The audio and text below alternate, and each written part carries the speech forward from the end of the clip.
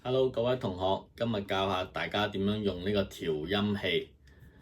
你新買咗呢個調音器呢，校去440 tune 個 A， 咁樣呢，插咗呢個嘢呢，就夾喺個琴嘅耳仔，是但一個都得㗎啦。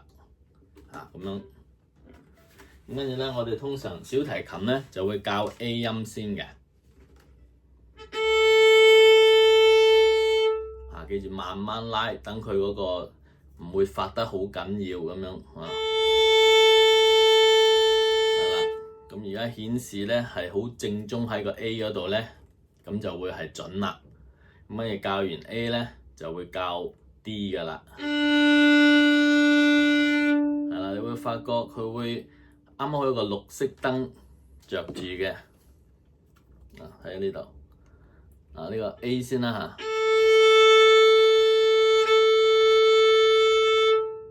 都好準啦，跟住 D， 係啦，綠色燈啦，好準啦 ，D G， 跟住到 E，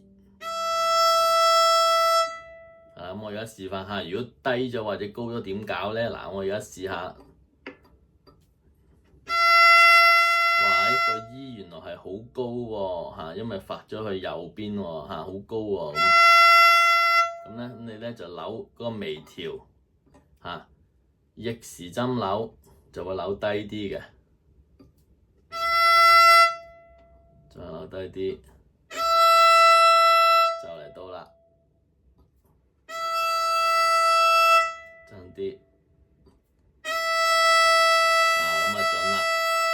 咁如果你話扭錯方向唔緊要啊，你是但扭一個方向過咗龍，咪扭翻轉頭咯，好簡單嘅啫我諗又試下扭低啲試下先哇！呢個變咗好低啦個 E 係嘛？咁咧又扭翻順時針就扭翻高啲嘅，扭翻高啲，真啲，咁又再扭一啲